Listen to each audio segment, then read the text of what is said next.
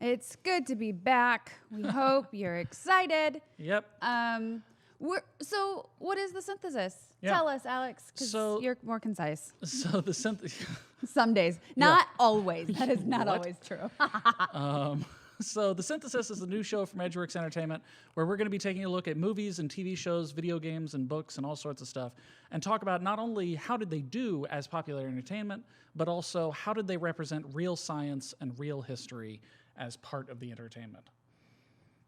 Yes. That is the thing. Edgeworks Entertainment, for those who don't know, we are the makers of Genesis, which is your dark horse. Once upon a time, it was an indie. Do we still call it an indie? Yeah, we're still an indie. We're still an indie. I mean, we've just gotten a lot of downloads. Yeah. So I indie game with 20 million downloads. So based on real science. Based on real science. That's what we do. We like it. I mean, he loves it. I like it.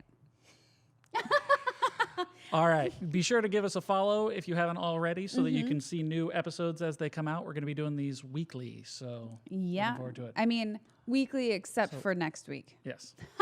Listen, for those of you who aren't in the U.S., next Thursday is Thanksgiving, major holiday, so we won't be here. Nope. We're going to be in a cabin in the woods. We'll be back. Way to make it sound creepy. We'll be back right after, though. So real quick. We're married, so this isn't very important to Lacey that everyone knows. We're married. I just feel like when people are gonna be like, "What is this relationship?" I don't know. It just probably helps people to have that understanding, that base level of knowledge. Yeah. Real history. All right. So this week we're going to be talking about Gravity, which is a space disaster movie from 2013. We're coming hot off the heels of our last episode about Apollo 13, which was a real space disaster, and now we're going to be talking about a fictional space disaster. And for those of you who don't know, Lacey is terrified of space disasters. So, Lace, how did you feel about watching Gravity? Gravity tried to give me a heart attack until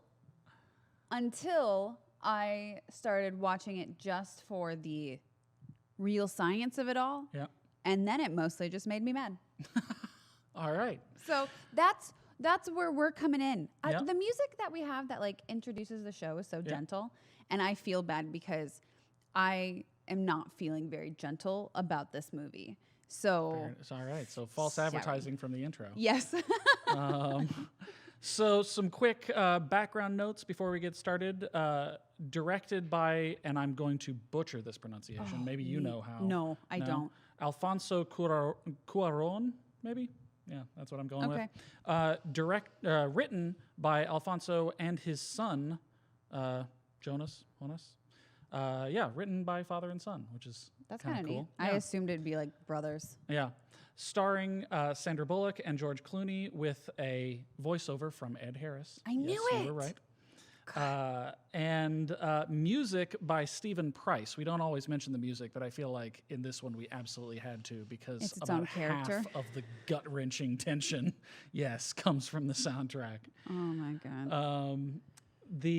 I also have a note here that the British visual effects company Framestore spent more than 3 years working on this movie, and over 80 of its 91 minutes are special effects from this company. So definitely a tour de force of what is possible with computer animation. So for those who haven't seen it, Gravity is about a space mission, modern day, 2 astronauts repairing the Hubble Space Telescope when an accident happens elsewhere in orbit when the Russians are trying to demolish a satellite. I wouldn't call it an accident. Well, I mean, they were trying to demolish a satellite. They didn't mean to do all of that. They set off an accidental chain reaction. Right, but it's because someone wasn't thinking. Yeah. And debris begins flying around orbit, and it's about these 2 people and eventually this one person trying to get back to Earth amid this unfolding disaster. I have so many feelings. Yeah. Do you have any overarching thoughts to get into before we start stepping through the story? I mean, I think we should just start with the very beginning. Okay. Which the moment it opens, you've got some words coming across the screen, and it says, At 600 kilometers above planet Earth, the temperature fluctuates between 258 and negative 148 degrees Fahrenheit. There's nothing to carry sound, no air pressure, no oxygen. Life in space is impossible. Setting the tone. I was going, all right, like maybe there's real science in this movie. Mm-hmm. Crushing blow to my hopes and dreams for it. Okay. Okay, I will be nicer. I will not just, I mean, really, I don't have a lot of good notes. No? No. Okay, so overall, thumbs down from you. Huh? I mean, I like this movie for the art. If you're just watching it for the art of it all, Yeah. I think there's probably some great things to be said for it. But I think that it kind of hammers you over the head with its themes and the allegorical nature of it. And I find that really frustrating as an artist. Like, I come from the film industry, and I like subtlety, and there's just zero subtlety to this movie. Mm-hmm. It is beautiful. I do think that there are some solid acting moments. Mm-hmm. But I really struggled with the direction from beginning to end, and seeing as he is the director and writer and producer, like, that's all on this one guy. So, and from a scientific aspect, like, maybe you can tell me that there's actual real science in it, but from my amateur eye, there's just not. So, well, you know, I was actually, so I've got some notes that I had for the end, but I'll go ahead and sort of tease them now, which is anybody who is sort of interested in real science and movies and TV shows based in real science will start to notice a pattern, which is that a lot of movies pat themselves on the back for being historically accurate or scientifically accurate. Mm-hmm. And then the experts, like, you know, Neil deGrasse Tyson or whoever, will come in and be like, no. No, you're not. Here are all the ways you're not. And you can tell that, like, the creatives are really excited to sort of do this thing that's scientifically accurate, and it's just not up to snuff from the perspective of the professionals. Gravity is the first movie I have ever seen where all the creatives were like, I don't know, it's not that scientifically accurate. Like, we tried to do our best, but we didn't really do that well. And all of the experts are jumping in going, it's incredible. They did so much right. And obviously there are some things that they got wrong, and we'll go through them. But there are so many things. I'm suspicious of this. I've got quote after quote from, like, astronauts and NASA professionals and things that that range from the really nitpicky, like, individual pieces of gear that they have on the space station that, like, who would have thought to put that particular wrench, except they did put that particular wrench. And all sorts of stuff. So, I mean, I'd kind of love to hear it. Maybe it'll help color my review of it in a positive thing, because I have next to nothing positive to say. So the director said, "This is not a documentary. This is a piece of fiction." The costume designer made a big deal about how apparently no spacesuit opens from the front. Whenever you're putting on a spacesuit, someone else helps you do it because it sort of buckles up in the back. But they needed her to be able to get in and out on her own, so they had to redesign it and readapt all the functions of the suit for a front opening and a bunch of stuff. Like, a bunch of different creatives were talking about the things they had to change or the things that weren't accurate.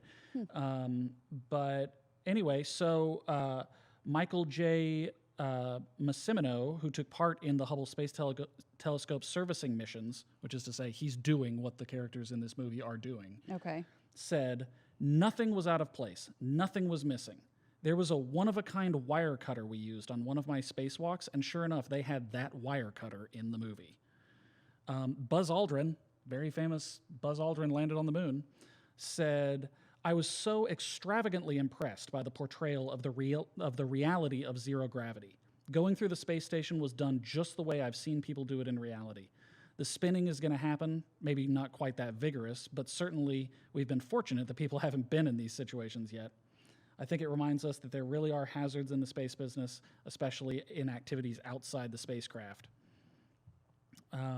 Did a PR company pay for these quotes? I'm pretty sure that's what happened here. So let's see here. So one of them is praising the use of 3D, which is not quite. But okay, beyond the tools, beyond the gravity stuff, like the actual work done. Yeah. Okay, we Go can go back to the top, and you can find your notes on it later. One other quote, just because it's please. fun, from Cody Coleman, said the only really big mistake they made in the movie is that if you were up there on a space mission, the last thing you do is let George Clooney go. Which, That was George Clooney's call, and he made it too quickly. Let's start at the beginning of the movie. Okay. So the sound effect that they tell you right at the beginning, there's nothing to carry sound, and as soon as like you've got that sound and that rising tension, and then it just cuts out, and it's like the sound effects really set up the movie, which is they do a good job. I don't appreciate it because it tries to give me a heart attack. Yes. I feel like, so my take on this movie overall is only okay. I had a lot of criticisms of this movie too, but I feel like by the end of this episode, we're going to have ended with you talking about all the things that are terrible and me just trying to shore up the other side. So let's start with the opening shot is really impressive. 13-minute long without a cut. Like, from a filmmaking standpoint, I have no idea how they pulled that off. But one of the things, just to point out what you were talking about with sound effects, the music does an incredible job with rising tension. But I did find a note that apparently when the trailers for Gravity came out, they had sound effects in space. You could hear the explosions and all that sort of thing. But that is not true in the movie. There's no sound in space, and that's how they do it. But I did notice one thing that was very subtly done, but I really appreciated it as soon as I noticed it, which is there is sound in space as long as she's touching something. Whenever she's like holding on to the side of the ship, you can hear the ship creaking and shaking, and then as soon as she lets go, it instantly cuts out because the sound isn't being transferred through her gloves. Yeah, they do a couple of things really well with the environmental aspect, and that's one of them. I do have to say that they did a great job of a couple of things like that. I feel like that's kind of where probably 60 or 70% of their effort went, is just evoking the environment of space, whether it's in the cinematography or in the sound design or in any of this. I feel like the point of this movie was make you feel like you are out of control in zero G. And that's maybe to the detriment of other parts of the movie where a lot of the creative effort went into. And you can tell, but you can also tell that, time wasn't spent on other things. I mean, and I think time wasn't spent on the science within the script. Environmentally, they did some cool things. But what is she doing with the panels? We have no clue. She's installing some kind of prototype. She talks about she's designed a thing and she's installing it. Yes, and even that comes into question because he's like, NASA doesn't do prototypes. Like, they put millions of dollars into this. They wouldn't do something that they are unsure of. Well, I mean, my read of that was that she was being self-deprecating. She was saying, "Yeah, I made this thing in my garage," and he's like, "They don't do things." But that's what I'm saying is like, even the stuff that we're told is sort of walked back. Yeah, exactly. And so we don't know what she's doing with the panel. There's a lack of info that I wanted. Like, she warned engineering that this could happen, and they didn't take heed. And then, of course, they don't apologize, and it's machismo right there. And I was really frustrated with that because I don't believe.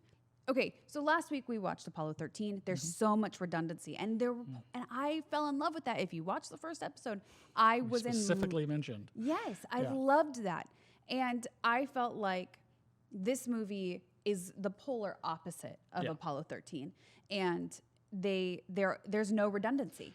And no redundancy, and a surprising lack of preparation is the biggest thing. Like, I feel like this is a really interesting movie about what would happen if NASA had lower standards.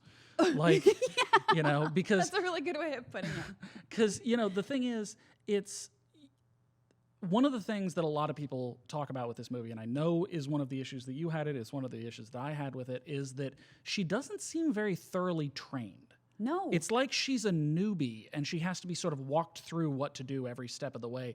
And at first, I just thought that was, okay, well, somebody doesn't know how to write really competent characters. Not everybody can be Andy Weir. But then I started to notice that even within the script, they kind of hint that she is kind of a noob. Like, at one point, George Clooney specifically asks her, how long did you train? And she says, 6 months. And then the Indian guy says, including holidays? And she goes, yeah. Which sort of draws our attention even more to the fact that she's apparently not done as much training as her crewmates would have expected. And not only that, but she didn't train with them at all. They don't seem they don't he seem doesn't to know her. how long she trained. He had to ask her while they were up there. And that seems that to me, I'm highly suspicious of that. You'd think that even if they didn't, even if she was like a last minute replacement, which, okay, sure, somebody gets... there's no way, because she went up to put the prototype in, well, right? But what I'm saying is, like, even if somebody else was supposed to be on that mission and they got bumped at the last minute, like in Apollo 13, George Clooney would have reviewed her file. Like, he wouldn't be asking, what are you installing? How long did you train? Like, why don't you know this? Yeah. So, that is, and like I said, the weird part is that it's almost like the script itself is asking you to it wants you to ask these questions because it keeps bringing up things that you didn't have to put that in the script. Like, all you needed was for George Clooney to not ask that question, and we would just assume that they trained together. And I meant to go look up NASA training protocols because I found it so upsetting that they would send someone such an amateur up there. And, it gets underlined again and again that she has always crash landed I don't remember what it's called. Soyuz. Yeah. Excuse me, what? I know she's not supposed to pilot, but my God, you can't do something that is so wholly important to your survival? Or not even important to your survival, because theoretically they weren't supposed to use that spacecraft at all. But I'm surprised that anybody in an astronaut training program gets to just fail. Yeah. Like, if you tried a thing and then you failed and you failed and you failed, and then I guess they were just like, like, why didn't you keep trying? There's there's a phrase for people who get promoted past their competency. Yeah. And to me, I don't remember what it is, but to me, that's what's happened is rising to the level of your incompetence. Yeah. And to me, it's more like I've got an uncle who does, who does project management for various companies that end up putting experiments on shuttles and things like that. He's a legitimate rocket scientist and project manager.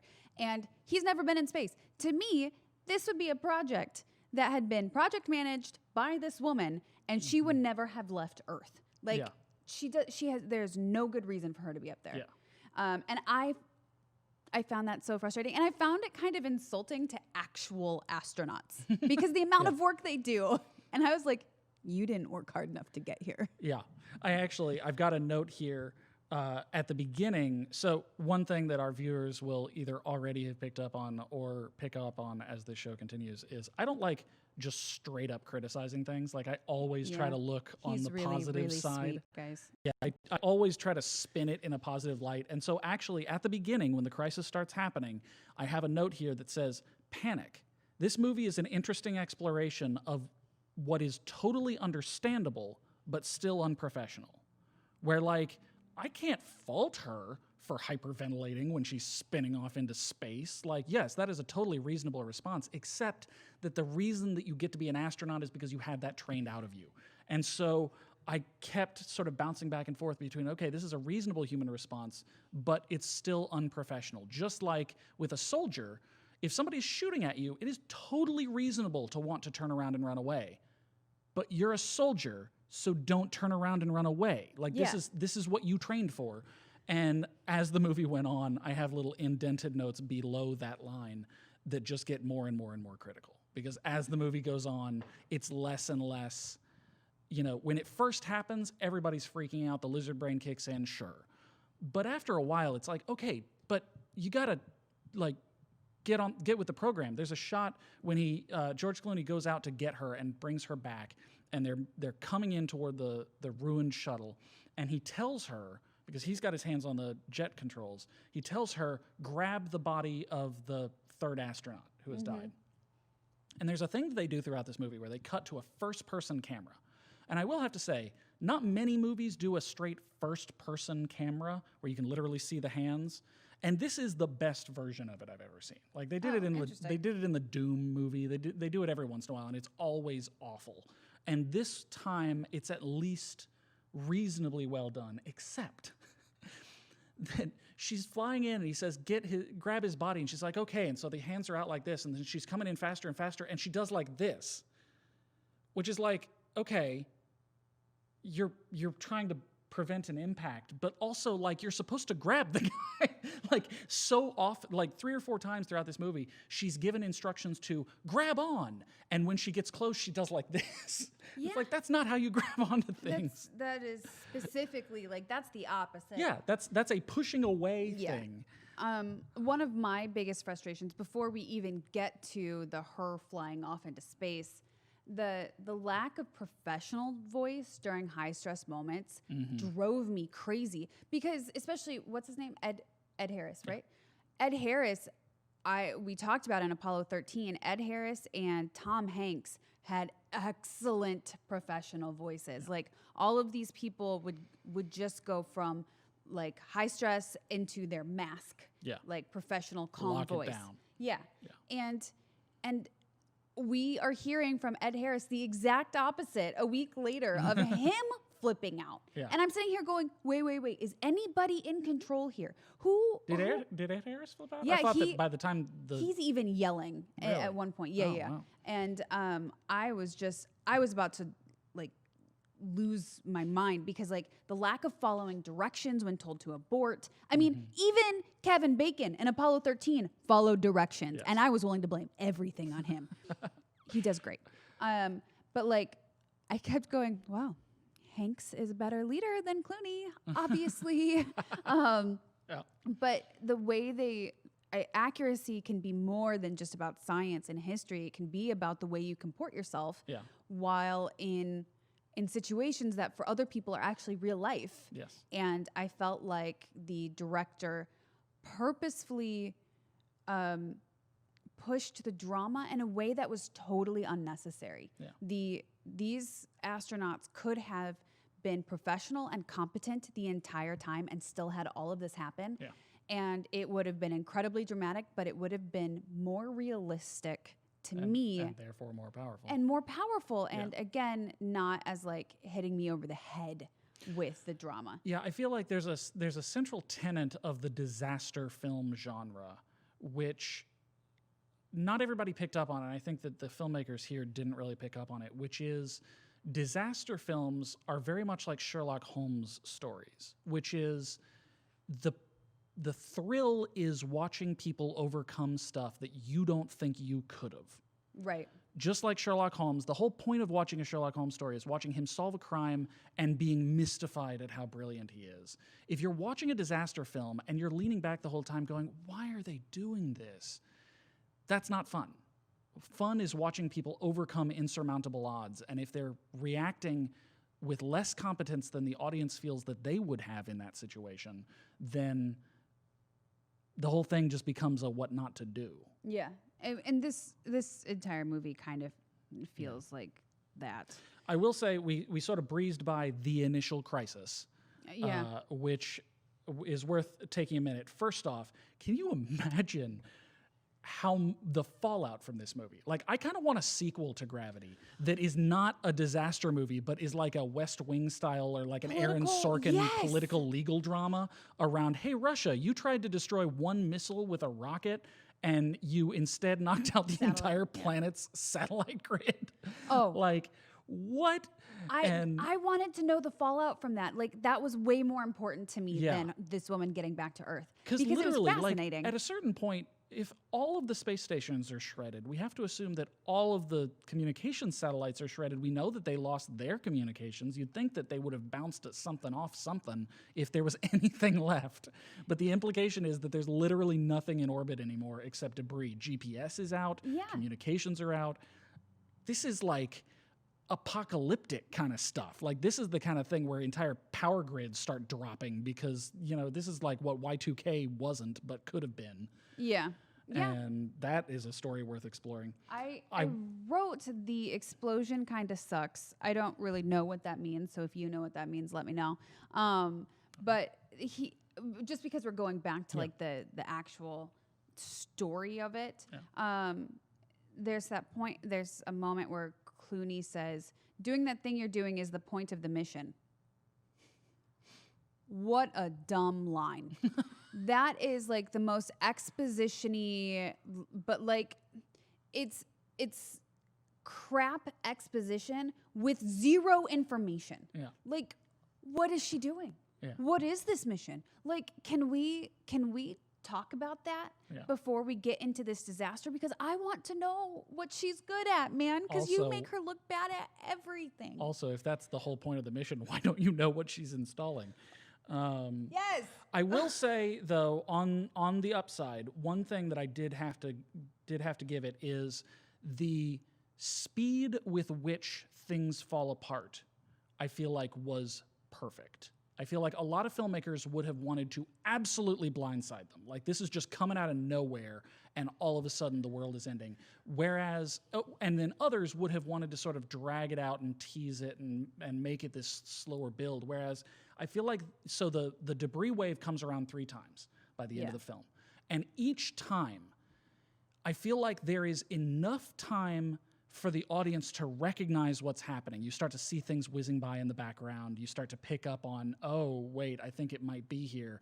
But then by the time it starts, it's happening so fast that you sort of can't respond fast enough, Like, yes, she should have stopped what she was doing and headed back to the shuttle. But as George Clooney points out later, they were never going to make it. Like, in retrospect, there was no way they had enough time to get back into the shuttle. There was no way, she goes out at one point to detach the parachute from the Soyuz, and you start to see things whizzing in the background, and the music starts ramping up. And it's just like, we've already established how long this thing takes, and there's not enough time to get it. Well, I think that's actually one of the problems for me, is that Houston explains to them that this has happened. Mm-hmm. And that engineering or whoever says it's not going to hit you. Yeah. And I'm sitting here going, okay, but it's gonna, because it's the movie. It's a movie, so it does.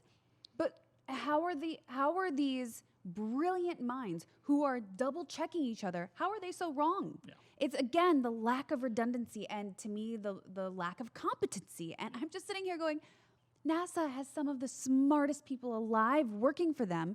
This isn't how this would go down. Yeah. I mean, it just made me so angry for the real people out there doing this job. I mean, the answer to your question, Ed Harris does say the initial debris cloud wasn't going to hit them, but what happens is the thing that happens in this movie is that it hits something, and then that one blew up, and that's headed their way. That is, so before I rewatched this week for tonight, there were 2 things in my mind that went down as like the major inaccuracies in this movie. Mm-hmm. And one of them is, and this one is like, to be honest, I'm willing to give it to them because this is just the nature of drama. I'm not willing to give them anything right now. So show me your ways. I file this under the same category as the dust storm in The Martian, which is way more powerful than any dust storm on Mars is ever actually going to be, but we need it for the drama. And that is that space is so big that there's no such thing as a cloud of debris that comes back around. Like, if there was debris, it might hit you, but as soon as it does, it just scatters out into the universe, and then there's like a 0.0000003% chance of another one passing within a mile of you. There's just no... I wasn't willing to give that to them. Yeah. Because it was, to me, it again forced the story in a way that I thought was unnecessary. They didn't have to do the repeat the coming back around. Yeah, they didn't have to do it again. That was already going to be hard enough for her to get back to Earth by herself as someone who never trained properly. It was going to be hard enough for her to do that. I don't think that they had to underline it over and over and over again. I don't understand what the point was to make it that bad. I mean, I think the answer is because otherwise she would have just gone to the Soyuz and come back down. And like you needed some kind of ongoing threat. Except for the Soyuz wasn't going to be able to get her to Earth anyway because that parachute had already gone, right? True. So she needed to get to the Chinese station. Either way, and that was already going to be problematic. I guess to me, they took it so far out of reality that I had a hard time suspending my disbelief enough to be willing to engage with the movie the way they wanted me to. This is fun. This is the first time I think I've ever encountered a thing where your standards of scientific excellence are higher than mine. This is weird. You're freaking me out. Where is my husband? I have concerns. So, quick history lesson, by the way. The Soyuz spacecraft dates back all the way to the 1960s and was designed as part of the Soviet lunar program. And they've been using it ever since. They've obviously been updating it and building new ones and coming out with new versions. But it is the most reliable spacecraft ever designed with over 140 manned flights. Wow. It's the rocket that gets it up into space was built out of a Russian ICBM, which is to say intercontinental ballistic missile. This thing rides a nuke into space. After the space shuttle was retired in 2011, it was the only vehicle that Americans could use to get to the ISS until this year, spring 2020, with SpaceX. Oh, look at that. We are no longer reliant on Soyuz. I think now we are to George Clooney has picked her up. She has had the trauma of carrying a dead body. Which, by the way, whoa, the guy's face is... It turned into a zombie movie for a little bit with seeing all of the different dead crew members. Yeah. I don't do zombies either. Listen, I don't like space disasters and I don't like zombies. And I don't like post-apocalyptic anything. And this is her... And yet, weirdly, she loves The Expanse, which has space disasters and zombies. They get one. That is the one. That is it. Yes. Anyway, so this movie kind of I know it's not a post-apocalyptic movie, but it is her post-apocalyptic. Yes. Like, that's part of the theme. But, okay, so we are now they are having their little conversation. They're heading for the ISS, hoping to take Soyuz down. And they're talking about her trauma. Yeah. Who's on Earth. Yeah. And again displaying the fact that he knows nothing about this woman, doesn't know if she's married, doesn't know if she has any kids or is utterly bizarre. Yeah. Especially because as we learned in Apollo 13, knowing your crew, the way that the tone of their voice and the way they breathe is so important. Yeah. It was weird. He also insists that she keep talking while she's running out of oxygen, which is... So I had like a whole... She keeps saying sorry, there's heavy breathing, and she's swearing all the time, and like, girlfriend, get it together. Yeah. She really doesn't for the longest time. Although I have to say, I did laugh out loud at George Clooney saying, "We're going back to the shuttle, copy that?" And she just says, "Fuck." And he goes, "Roger, copy that." That's like, yes, that is exactly how that would go down. Yeah, with someone who's panicking, yes, absolutely. Yeah. But they're talking about her trauma, and you guys, like, again, towards accuracy, I don't think NASA would have let this woman up there because this woman needs therapy. And therapy, I don't say is a bad word because I go to therapy. Mm-hmm. Therapy is great. People should do that. But she didn't get it. And she's got like PTSD. Yeah, she's got PTSD. And the other thing that occurred to me, and this isn't really something that sort of comes up within the script, but it's something that once you start thinking about it, they sort of try to have their cake and eat it too, where on the one hand, she's really sort of depressed and like what she talks about are symptoms of clinical depression. Just driving for hours on end, like her social life is coming apart. She sort of doesn't exist out of work. These are all big red flags for clinical depression, even suicidal tendencies.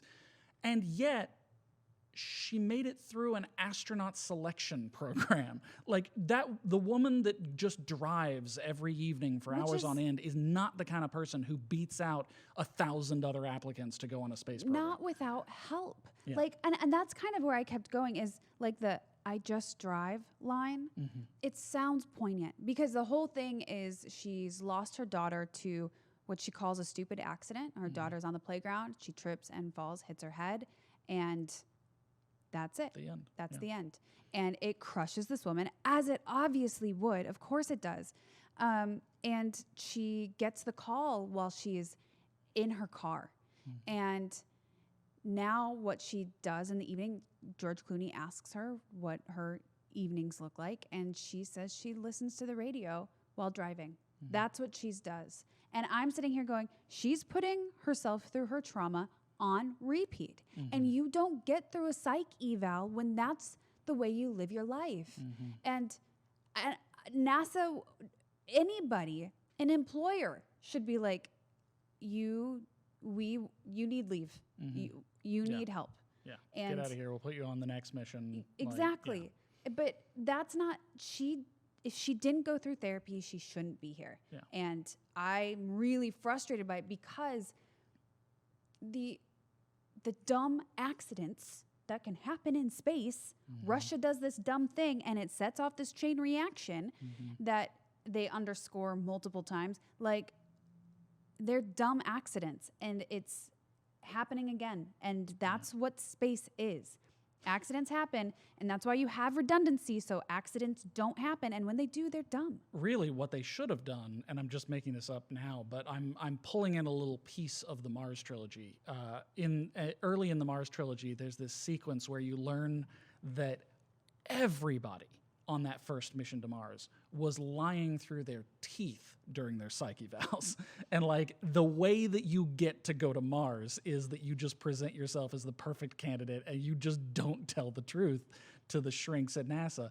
And it's this sort of ongoing joke about how they're all crazy because you have to be crazy to go to Mars.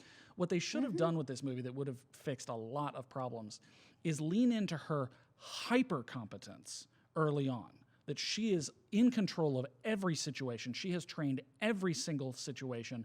And what you realize halfway through the movie is, oh, this was her coping mechanism. Yeah. And that first she has to get to where she is in the movie. First she has to go from hyper competent to freaking out, and then she can heal. Yeah, exactly. And yeah, that would have, to me, that would have worked. Yeah. If this was the thing that was finally more than she could take because she'd been gripping so hard, handling every situation, then nobody can handle this. Yeah. And so it sort of forced her to come to grips with things you can't control. Yeah. So at this point, we get to the ISS. Well, hold on. Yeah. ISS is the first stop, right? Yeah. Yeah. So we kind of get to ISS. Neither of them managed to grab on. And I was really frustrated by that because she's like, you need to brake. And he's like, I've only got one good thrust left. And I'm like, dude, you're a pilot. And I feel like he should recognize they can't come in too fast. Yeah, he says at one point, oh, well, that's it. We're coming in this fast. Like, that's all I've got. Right. But to me, I feel like they had enough time from where they were to where they were going that he would not have let them come in that fast. Okay, so this is one area where I will jump in and defend because there is specifically a line as they're coming toward the ISS where she notes, we're not headed the right direction. We're going this way. And he says, I'm not firing the rockets yet because I'm running out. And then later, he does course correct. They're coming into the ISS, and she says, slow down. And he says, that was my last thing. So I was under the impression that the that's reason they not- were coming in so fast is because he had to use all of his rocket stuff to keep them, all of his fuel to keep them on course. Otherwise, they would be going at a reasonable speed in the wrong direction. See, I was under the impression that he was like, this is all I, like, he was saying as he was doing that last bit. I was under the impression that it was, I'm going to do this one last thing because it'll get us there. And I'm sitting here going, but we know that an object in motion. Oh yeah, no, like, he was course correcting rather than accelerating. okay. Yeah. But if you want to hate on George Clooney, I will say this is the next of the two big things that I remember being inaccuracies, because this is one of those things that just, it's fine if you don't, like, if you don't spend all your time thinking about space, if you don't spend all your time thinking about space physics, then it makes sense. But the way George Clooney dies not only is unnecessary, it's impossible. Because what happens is they go toward the space station, they're trying to grab onto something, and they can't. And they end up getting detached. The cable that connects them gets detached, and so they're each flying around. She ends up getting tangled up in the parachute netting of the Soyuz, which is deployed, and so she kind of gets stopped. And she's able to grab onto the cable that was previously connecting them. He's on the other side. He keeps drifting, but she's connected to the parachute, and then she's got his thing. He reaches the end, and then there's basically a cliff moment where he's like, she's trying to pull him up off the cliff, and he's like, you have to let me go, and then he ends up letting himself go and falling off the cliff. Except here's the thing. In space, you're either moving or you're not. There's no gravity that's going to keep pulling you down, which means that if she's able to grab that and arrest his momentum, he would automatically start moving back to her. He would go out, and then it would start moving back. Like, she could pull him, but she wouldn't even really need to do that. She would just need to stop his momentum, and then he would either stop and then start slowly drifting back, or, and this is what they should have done for movie drama, he would have cracked like a whip, which would be so much more of a shocking death. Because for those of you who don't know, when you take a whip and you do like that and it cracks, that sound that happens when you crack a whip, that's actually a sonic boom. What happens is you take a whip, which is thick when you hold it, and you use the leverage and the tapering width and mass of it. And so when you do like that, the end moves so fast that it breaks the sound barrier. And the same thing that, like an airplane creating a sonic boom, that's the crack of a whip. And so what they could have done is she gets tangled up in the net, they're drifting, she reaches out, grabs the cable, he's moving, and all of a sudden all the angular momentum of the parachute and her and the cable and him gets drifted out until he just whoop-ah! And now she's well, just like basically liquefies him. Like, he's just, all of the angular momentum gets put into his body as the end of the whip. And now she either lets go because you can't hold on to that much force, or she gets it like wrapped around herself so that she's still holding on to now his dead body. Right. Horrifying. And that is the trauma that they were looking for from that. Instead of this weird thing where it's like, okay, but what is pulling him? Yeah, like, why? What is he? That's, yeah. And I was like, his letting go was poorly thought through. It was impulsive, which I also, like, I think we've seen enough astronaut things to know that there is this impulsiveness. They have that fighter jock mentality. Yeah. However, they're also freaking scientists. And to me, there's an impulsiveness in his decision to die that I found remarkably out of character, even though his character is not set up to seem like the smartest person on the planet or the most capable or whatever. I just found it out of character for what we've seen of astronauts, and they didn't set him up as outside of that realm enough for me to believe it.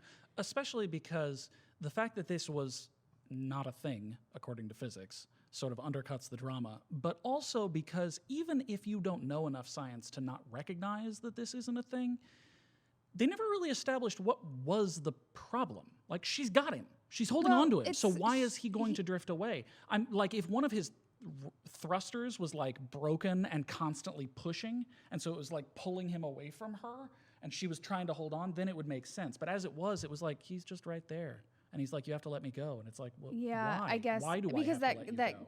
the cable is coming loose around her foot, and I think the idea is she's gonna float away, but her momentum is arrested too. Yeah, like just pull him. Like what's the problem? Just get him here, quick. And Pull me, honestly, you know? him managing, like her pulling him, Yeah. is likely gonna get him past her to the parts of the parachute so Yeah, he at a can certain reel point- her in. Yeah, at a certain point, she yanks him. He goes past, and now he's pulling her back to the. We're not even Anyway. halfway through this, and It's true. You guys, I'm sorry. There's just a lot to kind of dive. It's interesting how much you can dive into how little there is. It's true. And that's kind of what we're dealing with. I will say this. This is not something I think they were trying to do specifically, but it did make me smile. The scene where she's growing more and more delirious and he's talking to her did give me a fun memory, which is a scene from Firefly where Alan Tudyk and Nathan Fillion are being tortured. And they're being tortured by the bad guy, and the whole time Nathan Fillion is just talking about how he's going to have sex with Alan Tudyk's wife because it's keeping him pissed off and it's keeping his morale up. And like it's this really funny scene because the bad guys are torturing them and they're just fighting between each other, like ignoring the bad guy. And I did think it was well done as he's drifting away, not dead yet, but beyond help, that he kept talking to her, and clearly the way he was talking to her was in that same spirit. It's like trying to sort of keep her engaged, keep her focused so that she can get to safety. One of the things that I was struggling with as she's trying to find the hatch that will allow her into the ISS is that she keeps stopping to catch her breath. Yeah. And I'm like, lady, There's no breath to catch. Yeah, lady, you are breathing CO2. You need to get inside. Yeah. You don't get to stop. You are about to suffocate or whatever, or CO2 poisoning. I don't know, but no, is that what it is? Yeah. Okay. So listen, I don't love science the way he does, and so I have to double check sometimes. I will say this. Quite possibly the scariest thing in the entire movie is that gas canister with the blue flame flying around in zero G in an enclosed environment. That freaked me out. When the ISS is on fire, and that like fire in space is already scary, but that thing whipping around like a little rocket in the room like that, I would have lost my cool in that moment. Well, that's cool because she, for the first time ever, was calm enough to be like, I'm going to put out this fire, but then somehow didn't stabilize herself so that she could actually put out. I was so mad. I was so mad. I was like, you are 0 for 10. And this is the first time you're going to be calm enough to like actually fix anything and not have somebody save you. And you screw it up by not stabilizing yourself. You're in zero G, lady. You guys, I just got real mad. I got real mad. All right. So at this point, she goes out to the Soyuz. She's going to get it hooked up, but she realizes that she's still attached to the parachute, so she has to detach the parachute. And I will say, I think one of my favorite moments in this whole movie is her trying to detach the parachute cables, and then in the background, you just see one thing whiz by, and then two things whiz by, and she hasn't like picked up on it yet, and you just the music starts to build up, and she turns and she sees it, and just the way that it revs back up to, oh, it's here, was really well done. You jumped the gun. Okay. I'm not done with the fire. Okay. We can get back This to that, but episode's going to be 4 hours long. I have okay. I want to know, how did the fire not like eat up all of the oxygen? That fire seemed big enough that it seemed like the oxygen would just have been burned away. Oh, it would have, just not. I mean, I don't know how fast fires burn up. I don't know what the rate of oxygen consumption is, but it would have eventually. It just wouldn't have in the 30 seconds that she was engaged Well, with that except fire. for the fact that that fire became a roaring inferno explosion thing behind her. And I was sitting there going, if it's that big, I don't know that I believe. Yeah, that, I'm not enough of an expert in all right. I was hoping you pyrotechnics would to know. know, but my guess is that if it's inaccurate, it's not by much, because the thing is, the ISS is pretty big. There's a lot of air in a lot of different branching hallways, and so even the path that she took through the ISS was not much of the ISS, so there was still plenty of air sort of coming into the room, and it may have suffocated itself just within that area, but I think it works. I think my other problem with the fire portion is they've shown her to be incompetent enough that I don't believe that she'd remember to take the fire extinguisher, which is important that she does. Yeah. Which I'm not wild about in either. her defense, she didn't remember. She tried to close the hatch, and it closed on the fire extinguisher, so she just grabbed it. Yeah, I thought she had purposely brought it with her, and I was going, but I guess, okay, so maybe I'm right. She wasn't, and it just was a happy accident. Good for her. I will say the destruction of the ISS from outside was quite spectacular. That was gorgeous to watch, just the destruction physics and the particle physics of all the different pieces flying around, and she's going around it as it's sort of tearing itself apart, and that was really impressive from a filmmaking standpoint. So she's in the Soyuz. Yeah. And the parachute is keeping her there. And you want to know what? The second time she doesn't panic. It's the second time of this entire film so far. She wants to swear and she doesn't. And I was like, really? I don't believe you. So she's like, you 2 get for a 10. swearing pass at this point. Like, oh my God. You've earned it. I don't know. I just was like, Sandra Bullock does this nice thing where she obviously makes it look like she's going to drop an F-bomb and she doesn't. And I'm sitting here going, that's a nice moment, Sandra, but that's not what your character would do. Yeah, you're alone. Yeah, yeah. So, okay, we can move on. All right. So I will point out one thing, which is just kind of fun, which is if you enjoyed the moment of her getting on the radio with 𝕊𝕙𝕟𝕥𝕙𝕚𝕚, I think his name is, and sort of having this moment of human connection, even though she doesn't understand the language, which I thought was pretty poignant and pretty, I enjoyed. There is actually a short film that is out there, which is from his perspective. He's like a shepherd or something in Mongolia, and it was written and directed by the son, by the co-writer of the film. And it's like Sandra Bullock's voice coming in through the radio, and he's like holding his baby and, sort of chatting with her, and there's subtitles so you can see what he's saying. And yeah, it's just a neat little tie-in to the film. I don't want to take that moment from anybody. But I did have the frustration of why can she talk to him, but not a single space program can talk to her? Yeah. Why is this happening? And why is there no fuel? And where is the redundancy? That was my overall question, and it made me feel like humanity is just incredibly incompetent, and I didn't like that. It's actually, one could argue that Gravity is a really good advertisement for NASA under the heading of "This wouldn't happen." like look at how inaccurate this movie is. Look at how good we are. Yeah. Yeah. So sitting in that hatch talking to 𝕊𝕙𝕟𝕥𝕙𝕚𝕚, I will say I appreciate that when George Clooney opens the hatch, even though we quickly realize that none of this is actually happening, I appreciate how they portrayed him opening the hatch, because that is pretty realistic. Humans can survive in a vacuum for about 30 seconds. I liked that too. And I like that she didn't get sucked out into space or anything. Like he sits down and even he's kind of like unconcerned. Like he dials up the air and he's like, "Have I got a story for you?"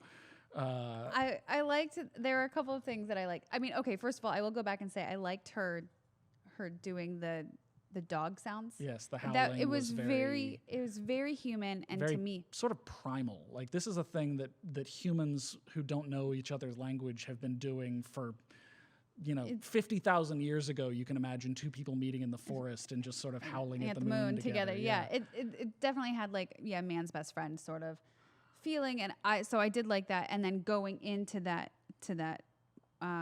moment with George Clooney, and I can appreciate it. I did want the end of his Mardi Gras story, so I was hoping we would get that. But no, they took that away from me too. Yep. You guys, they tortured me. George Clooney is just so charming. Yeah. I mean, it's hard not to enjoy George Clooney just being George Clooney. But yeah, the not killing her with the vacuum was great. I appreciated that. While at the same time, the abject horror of the moment when he does open the hatch and everything drops to silence. And it's just like, I don't know about you, but me as an audience member, I was just like, kind of took my breath away how awful it was. Like, no. And he opens it and it's, they did a good job of that. Yeah, they did. And then I'm a sucker for sort of poignant, like I'm cheese friendly, but I do have to say I really enjoyed him, like this sort of semi-spiritual moment of her self-preservation instinct manifesting through him and sort of kicking her into gear. I think that one of his lines was, "It's safe." That's why he likes space, is because it's safe. And to me, that should have at least got her to crack a smile, because no, it's not. Like, well, I don't think he was saying space is safe. I think he was saying here in this room, safe from other people.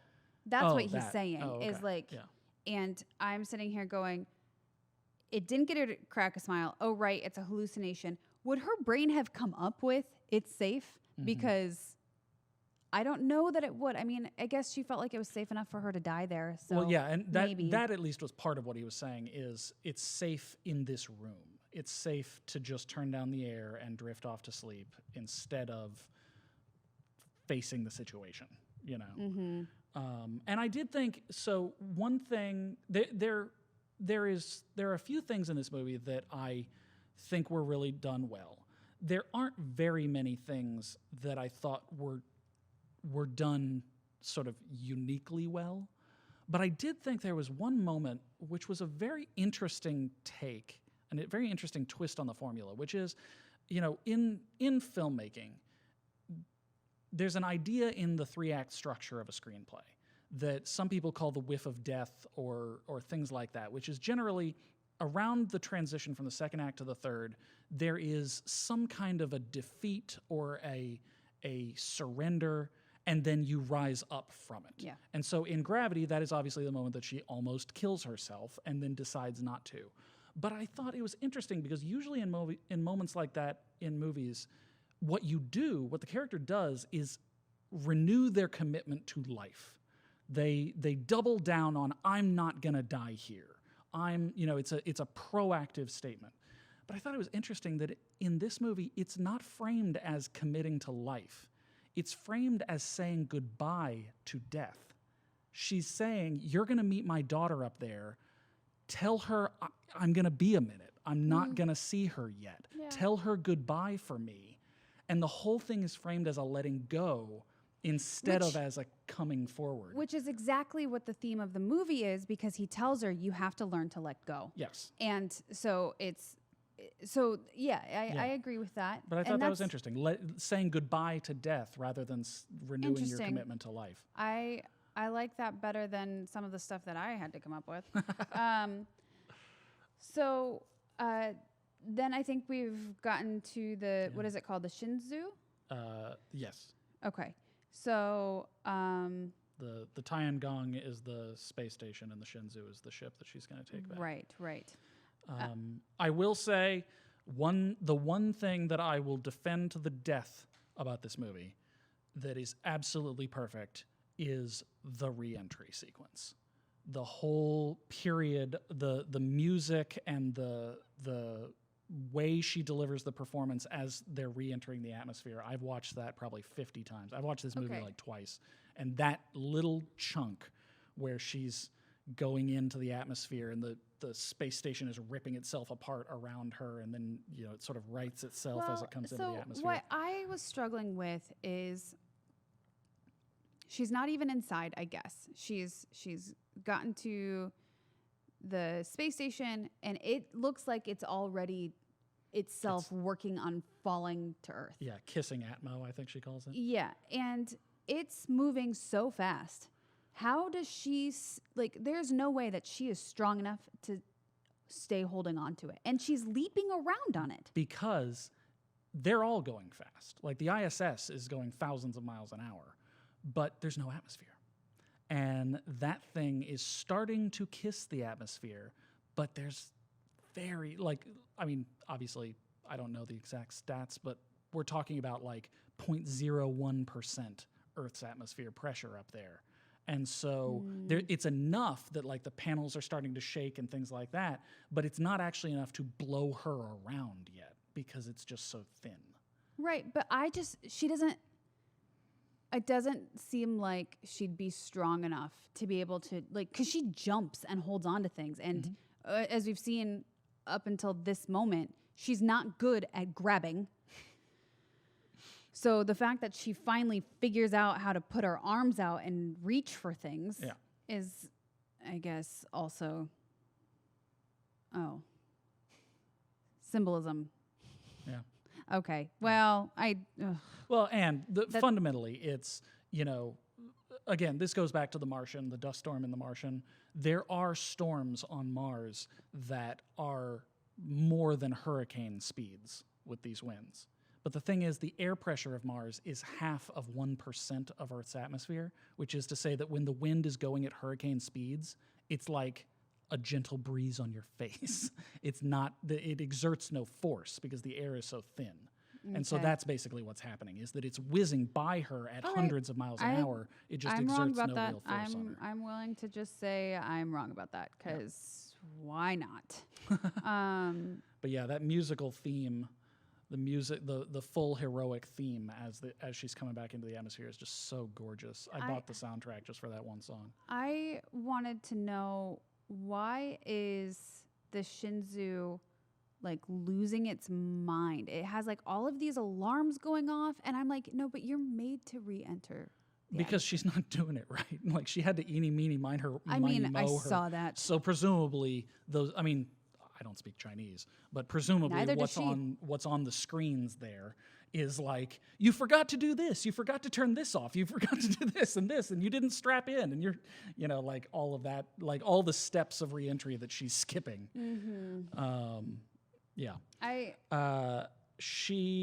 I did think that Sandra Bullock did a really good job with, as she's doing reentry, she's sort of defiantly, I'm going to do this, but she's still terrified. Yeah. Her performance walks the line of screw you space and oh my God, I don't want to die really well. I felt so essentially we're at the end. Yeah. She lands in the water.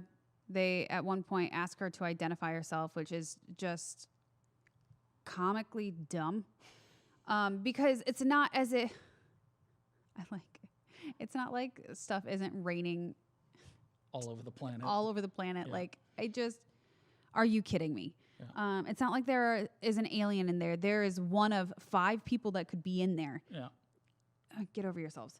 I like the idea that it's some weird spy mission or aliens are invading. I don't know what they think is happening, but you've just completely detached from giving them any credit. No, they don't. I'm sorry, but they don't deserve it. Okay, so here she lands in the water. She almost drowns, which is another one of my least favorite things to see in movies.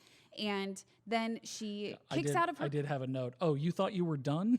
Just because we're back on Earth, you thought that you were going to be okay? No, and so she goes from, we saw her in that fetal position with the umbilical cord thing with the light behind her. And now she is being rebirthed into the world, and she kicks off her clothes and she looks like a tadpole, and she washes up onto shore, and she laughs as she tries to stand because she's struggling. The end, right? Yeah. Okay, great. So, I just like, here's the deal. I want to know, what is the ending? That, to me, that's not the ending. That is the end of her story. I am done with her story. I want to know the fallout from this story. And I'm mad that I don't get it. But I want to know why she had to do this by herself. Why is this a story of one woman who barely manages to make it? That's not how you make it through the worst points of your life. So few people can do it by themselves. Why is she doing it by herself? Why can't this be a story of a crew? What you're asking for is a story about healing. Nobody heals entirely on their own. But I think that this is more a story of someone finding their will to live, which can happen on their own. Oftentimes when people are placed alone in situations, they find this kind of like determination to survive. And I know that that's true, but to me, it was almost a little bit secondary, because to me, this actually felt kind of like an allegory for the book of Job. You were going to take everything from you, and you you're going to suffer, and you're going to curse the day you were born, and then you're going to be reborn, and suffering should cause us to look for answers. Like, that's the book of Job. That's essentially what happens to her. And you focus on the future and what's in store for us. And to me, that's kind of what they've done here. But I don't know. I felt like it was a boring story to tell. Honestly, for it being as dramatic as it was, if you take out the 3 debris fields, if you take out 2 of the debris fields and stop trying to like make drama happen, the story just kind of falls flat, which I think is why they have to do so much drama. And I found that really frustrating. Yeah. Which I think ultimately, so there's a showrunner named 𝕋𝕪𝕟𝕚𝕚, and he was speaking to The Art of Writing, and he wrote on, the highly acclaimed Twitter. He said, "Your own inner confusion about what to do with your life is probably not as cinematically captivating as you think it is." That's his advice to other writers, is that inner confusion isn't great for the screen, which is what they did. They took someone's inner confusion and then layered drama over it. And the foundation of the story wasn't strong enough to hold up all of that drama. Yeah. And that's why it falls apart for me. You don't have anything that's scientifically you have very little that's scientifically accurate. You have not a very good story as the foundation, and then you just layered it too heavily. It is cake with too much frosting. All right, well, you lost me there, because that's not possible. Yes, it is. Yeah, it's definitely not a perfect film. I think if anybody really loves the idea of survival stories, if that's like your thing, is overcoming adversity and watching people almost die, then there's a lot to be enjoyed here. But yeah, it's definitely one of those stories that's sort of extra frustrating because of how close to greatness it came. There are a lot of situations where just changing that one line would have made this so much better. Or, give it a little bit more complexity, give it more detail. I just felt like they used a big brush for the entire thing. I think the central problem, that if they could only fix one thing, the central problem was, unlike Apollo 13 and unlike The Martian and unlike a lot of these stories, this was actually not the story of someone solving problems. This was the story of someone just desperately holding on. And it's almost presented like there is nothing to be done. You're just in the hurricane, hold on. She lives until by accident. And that's not quite, you got to give her some credit. She does take action in some moments, but it's the overarching thing is, luckily she didn't get hit by debris. Luckily she landed in water. Yeah, exactly. And so you lose, again, the competence porn that we were talking about with Apollo 13 or with The Martian. You lose the proactive nature of addressing the problem. And just hanging on only it's only interesting if the thing that you're hanging on against is huge and overwhelming and awe-inspiring on its own, which is what they tried to do. But you need more than that. Yeah. Yeah. You guys, I'm so sorry. Like normally I love to love things and I'm willing to be critical, but this, I can't get behind this movie. Not a fan, huh? No. Right. I mean, in theaters when we saw it, I found it incredibly stressful, so I just struggled with it. Yeah. But because of that, I couldn't go back and look at it critically. Right. And now watching it with a critical eye, I'm just like, but this movie doesn't hold up. Yeah. It just doesn't. And I'm so sad about it because I want it to. I love me some Sandra Bullock and I love me some Ed Harris now because of Apollo 13 and George Clooney I thought could do no wrong. And this whole thing was just, I maintain director, writer, producer, just screwed the pooch. Sorry. I'm sorry. All right. Well, we've gone a little over, but I think that pretty much covers it. I would hope so. Yeah. Oh, what a downer, guys. I'm sorry. Lacey and I will be starting our new YouTube channel called Things Wrong with Gravity, where you can tune in for our 26-part series. Oh, my God. But yeah, thank you for sticking around. Be sure to share in the comments what you thought. I'm always interested to hear new perspectives. I would love for someone to tell me why they love it and like convince me because you guys, that is something that is true. If you love something and you can convince me that the reason like happened with Ed Harris just last week. Yeah, like it can be done. So tell me why you love it. Hey, if there's a science anything out there, book, movie, TV show, not the whole TV show probably, but like an episode or two that you're like, oh my God, you guys will love this and you won't hate it, please, like let us know. Let us know. So we can do it on the show. We'll put it on the list. Yes. Okay. All right. Well, be sure to give us a follow and like and subscribe and comment and all that good stuff. And thank you for watching. We'll see you We'll be here in what, December? In 2 weeks. 2 weeks. 2 weeks on Thursday. Okay. All right. Thanks for Bye, watching. guys.